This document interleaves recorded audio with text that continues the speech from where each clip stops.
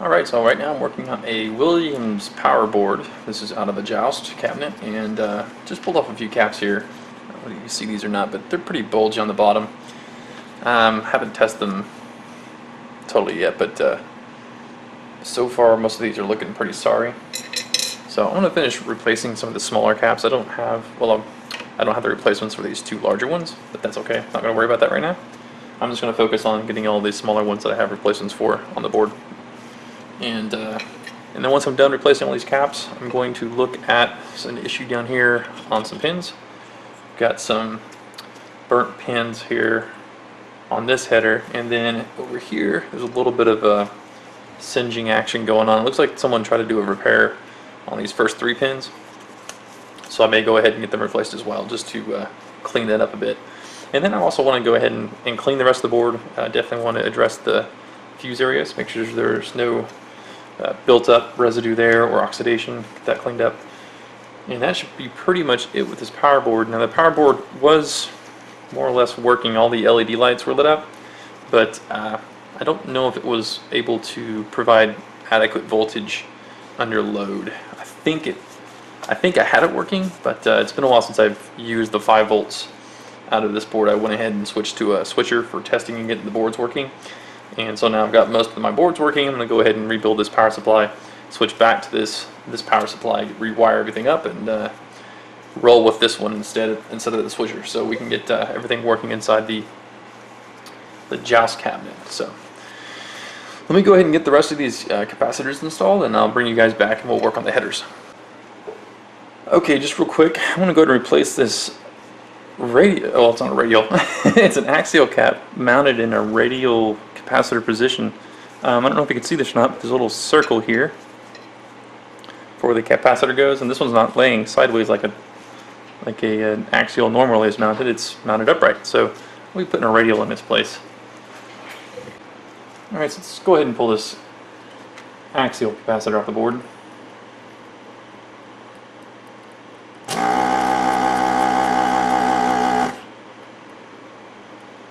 Probably could use a larger nozzle, but not too bad.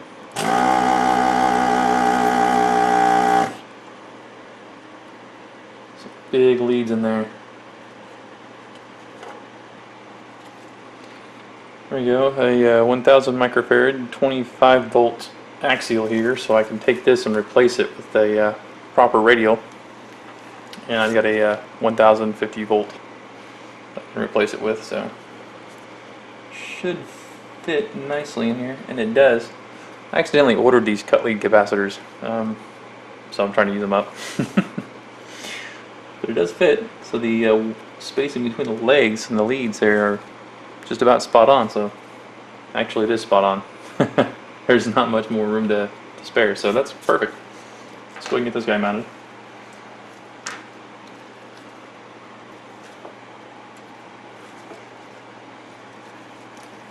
A little bit tricky since I kind of have to hold it. I don't have any, can't use the leads to bend them over and hold it in place, so I'm going to have to kind of hold it with the finger and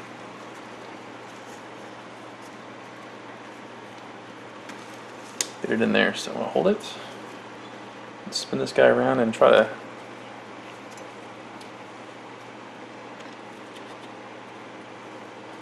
do this. So I kind of position my solder here in my hand and get it all bent the way I want it.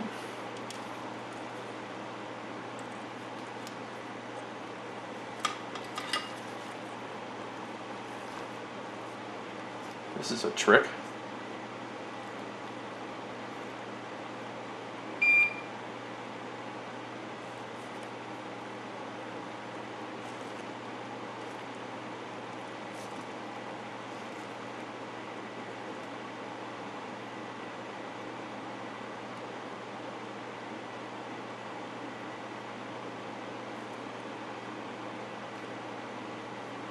That'll hold it. And I can go ahead and get this side done.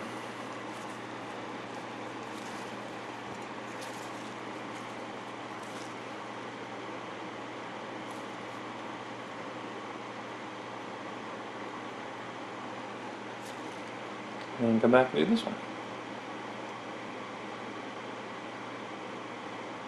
There we go. That's some serious heat requirement there. Alright, so now that looks a lot better, much cleaner. Ooh, he's kind of crooked. Go ahead and fix that, no problem. So I'll get the rest of these capacitors replaced, and then we'll come back and we'll look at the pins. This is a 4700 microfarad 25 volt. I did not replace it, and then over here is the 18,000 25 volt axial. So I'm going to leave these alone. If I need to replace them, I'll replace them later. Just not at the moment. I don't think it's necessary at this point. Once I have some better test equipment, I may get them tested out and replace them with something once I have some capacitors to replace them with. Right now, I just don't have it. I just happen to have all these on hand, so I went ahead and grabbed them out of my stash and got them replaced. So that's all the capacitors that I'm doing right now, because the ones on there look pretty sorry. They're all very bulgy, very old. I don't think they'd ever been replaced. Let me go ahead and slide this guy out real quick. And we're looking at, so this header right here, you can see that pin, it's burnt. It also burnt up the connector. Comes into it, so I have to do some repair on the connector. So I'll probably go ahead and just replace this whole header here. This one over here, a little bit of heat going on over here, and it looks like they retinned the pins or something, because there's some solder on the pins. That's what it looks like. Or when they were resoldering down here on the board, they got all these goops on here, giant solder blobs. It may have rolled up the pin, I'm not sure. So I may go ahead and address these as well, just get them replaced while I'm working on it. But I'm going to start with this one, and I get that one done, and then replace the connector. Then I may go ahead and test things out, and then if I want to, come back to here and get this guy replaced. So let's just start with this guy first. Sorry you missed it, I just desoldered all the pins, and they're all moving. Whoa, whoa, and it's loose. So looks like there's not too much damage down there. It's just a little crispy, I guess you could say. There's the bottom side of the connector. There's the top side. So, and you know, a lot of people cover this in many other videos, but these original connectors are round, and the connectors they use are square or flat. So the contact area between the actual connector that slides onto this and the pins themselves are mismatched, so you don't have a lot of surface contact between the pin and the header, or the connector itself. So what's recommended is that you move to a square pin with a square shaped connector. It's a, you know, a round pin and a round peg in a square hole kind of problem, you know. Similarly anyways, but yeah. So if you move to a square connector or square pin, and then the connectors I have here are flat. They don't go around the pin completely, but at least with this flat connector, I have got one side of the pin, one full side of the pin being contacted, which is going to be better than if this was going up against something round. So that's the idea. Improve the connectors, put some better connectors with better contact area on them, and rebuild the better header, and then rebuild the connector that connects to the header. So that should get the job done. So all I got to do now is just slide this guy on there. I wonder if these pins will go through the holes. Probably need to desolder a little bit more. So let me go ahead and get these holes cleaned up and open them up a little bit more. I think they're pretty good. This is the opposite sides, kind of. Got a little bit more solder on the opposite side. So let me get these holes cleaned up, and then we'll put the connector on. Okay, so I've got my square pegs in the round hole here, so it should be good to go ahead and get this soldered up.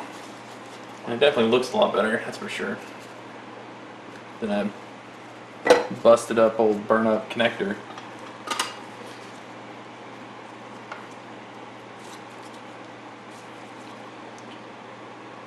You want to be careful when soldering headers. You don't like move the pins around too much. You don't want to heat things up too much, because what will happen is the pins will shift or move around inside of the molded plastics.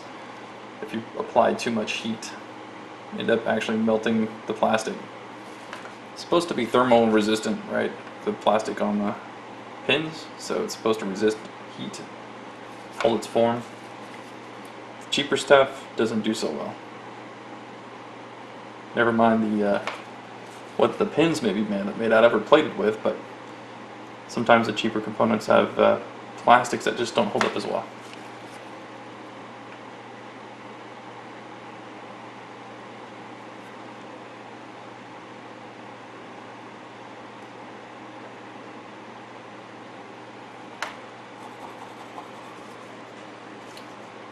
So that looks pretty darn good. I think that's all set. Okay, you can see the connector there, the header on the board, and then the connector here I have in my hand. And all I'm doing right now is I'm taking the wires out of this old connector that's burned up here, and they're terminated and IDC connected here. An IDC connector that's on this side, and over here on this side is the regular Molex connector that you slide the pins into, which typically come on a reel like this. So you just pop them off and crimp them down, and then insert the crimped connector into the housing here. Now this is kind of tricky. These take a lot of trial and error to get used to, especially if you don't have really nice tools to get the job done. I just bought some inexpensive crimpers off of Amazon, and they seem to do the trick. If you're interested, you can put a link onto them for if you want to pick something up, but they do the job. So the biggest thing you have to get used to when doing these is making sure that you trim the conductive wire here to the proper length, because you don't want too much of it sticking out. You just want to have just enough so that you can crimp the conductor and then crimp the insulation of the wire itself. So it takes a little bit of eyeballing and a few tries to get it right, but you kind of get used to it after a while. So get some extra connectors, or at least some extra of these guys here. I think these are, let's see here, 3.96 millimeter. So just get some extra crimps, because you'll typically end up messing a couple of them up. So just trial and error until you get a feel for it and know what it's supposed to look like when you get your wires all stripped and terminated. So anyways, you just put the crimp in there, the little connector. He sits inside the tool. It's really not in focus. There he is. So you slide it in there. I got it clicked down once, so it's holding the connector in there, and then just slide the wire into the connector. So now it's in the tool, in the connector, and ready to be crimped. Just close the tool, crimp it down, and then pop it out, and it's all crimped up nicely. And then you want to make sure you inspect this to make sure that the back crimp here should only be gripping the insulation of the wire, and then the next crimp, the second crimp, should be crimping the conductors of the wire. And you also want to make sure that the conductors of the wires don't protrude too far out from that last crimp.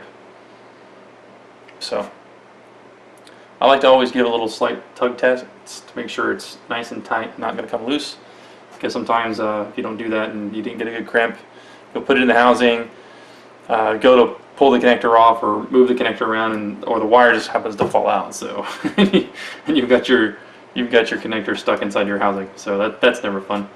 So make sure you go ahead and test it. Make sure it doesn't come loose and it's nice and tight.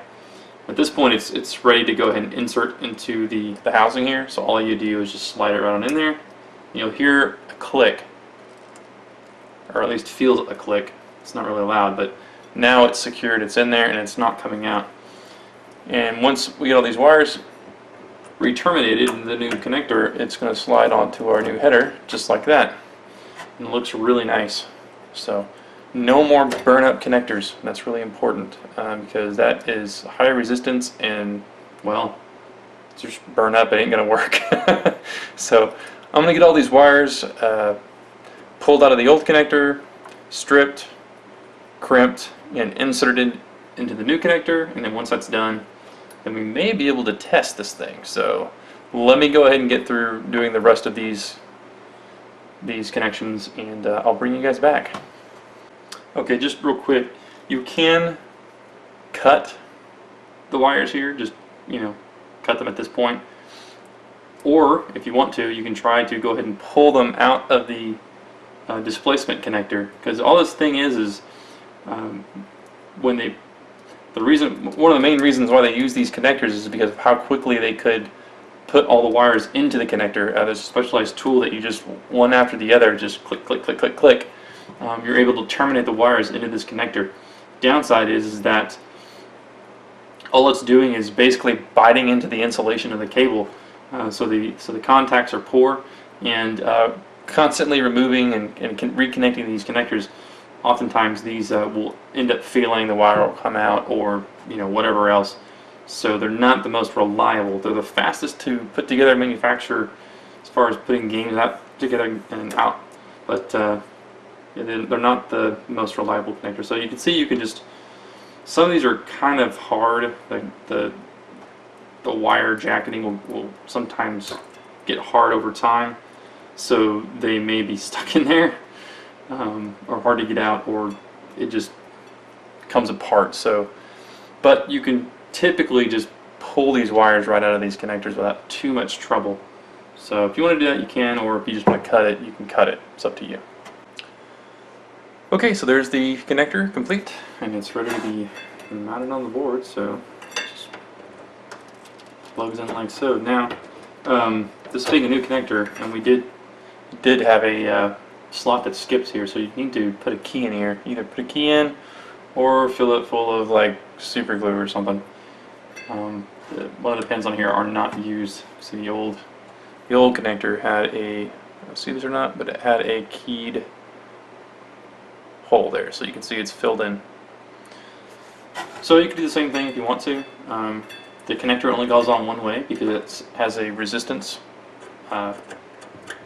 retention side to it, and you can see that, so it's got this little raised area here, and then the connector itself has the kind of like a little ridge here, so it actually provides some retention when you put it in, and it holds it in place so it doesn't accidentally come loose. So that kind of tells you which way to put it on as well. There's a key if you want to put the key in there, or just put it on there right.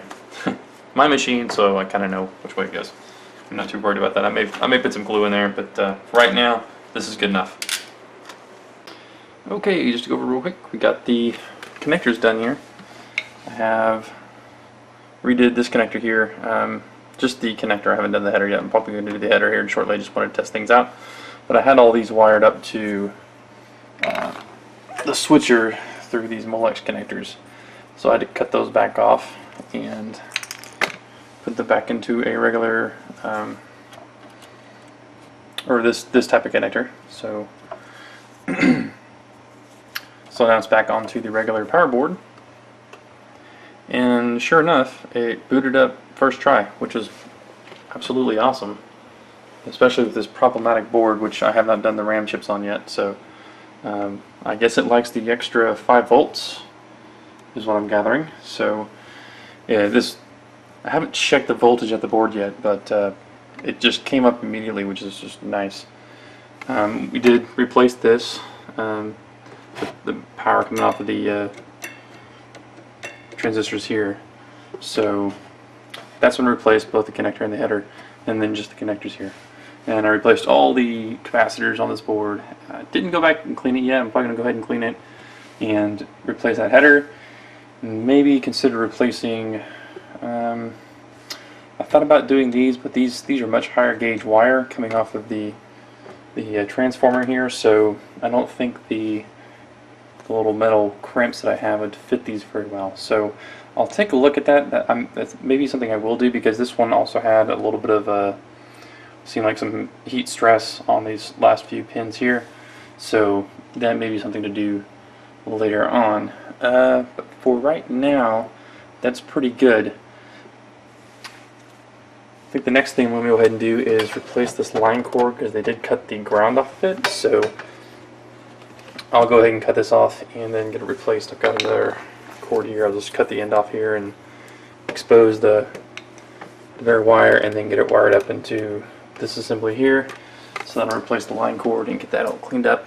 So this is nice. I did have this. There's just one cable. There are some cables in here that aren't used. This one's not used at all, so you don't have to wire it at all. Don't have to worry about that. But it's nice not having to run both, because I was still running the power board because I was using the, I think the -12 off of it for sound.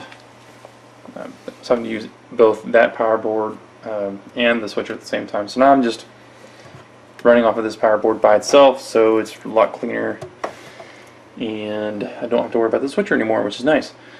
So I think the next thing I'll do is replace the line cord, and then I'll also do the battery mod for the board. I'm still debating on whether or not I want to do the coin cell, or if I want to put in a battery holder. I've got both options. I got a 3-cell battery holder, and I've got some lithium-ion AA's, and I've also got the coin cell option. So I'll do a little bit more research. I'm leaning towards the 3-cell battery holder because it's going to hold a lot more power and it'll last a lot longer than just putting in a coin cell. So once I get this cabinet done and install the adapter for the 3-cell battery, then I'll be able to put this up against the wall and not have to worry about it again, hopefully for quite some time. So I'll go ahead and address all the major issues, get those things cleaned up, and this guy should be ready to rock and roll for quite some time. Okay, so I couldn't leave it alone. I'm still working on here. I've gone ahead and replaced the rest of the headers, so down here, over here, as well as up here, all of those have been replaced, and I went ahead and cleaned up all of these fuse holders. They were pretty grimy, and I don't know, they just didn't look very good, so I popped all the fuses out, and then got out on the inside and kind of used a wire brush to go ahead and polish them up, and then use some deoxit to finish it off. And they look a lot better. And then I went ahead and loaded up all new fuses in here. These two fuses that were in here were the wrong value. They were a little bit high, so I went ahead and dropped them back down to 7 amp. So it's 7 amp, 4 amp, 5 amp, and then 1 amp on the Williams power board here. So, so here's like an example of what one of the headers looked like. The pins were all bent, and on one of the headers they had gone on to it and tried to add soldered the pins and things like that to make connections a little bit better. So I went ahead and replaced all those. So all the pins are nice and square, and they look pretty good. So also reflowed this area here. There's a little bit of heat off this fuse, so it's kind of burning the board a little bit. So that looked a little suspect, so I went ahead and reflowed that area. And all these areas have been redone. So fresh solder on all of those header pins, brand new header pins. You can see all the capacitors I've replaced. So here, here, here, here, here, and then here. I'm going to go ahead and order some new capacitors for these two. I might get them from Ian, I'm not sure. And then everything else is pretty much functional.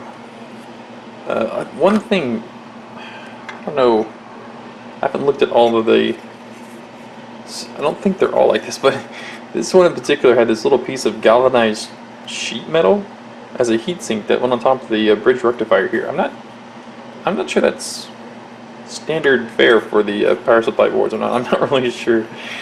Yeah, so I guess I'll keep using this unless I can find a better option. I don't know. What do you think? Yeah. So anyways, that's kind of the update where I'm at right now. So I'm just going to go ahead and redo all the harness connectors so they can fit properly on these brand new headers, so I have good connections. Okay, so here we are. The game is working and running. It's running off the new power supply, and it booted right up first shot, so no issues, which is great. So I'll go ahead and finish up, start work on the line cord next, and then we'll do the battery mod on the board, so you don't have to worry about the score table being reset constantly.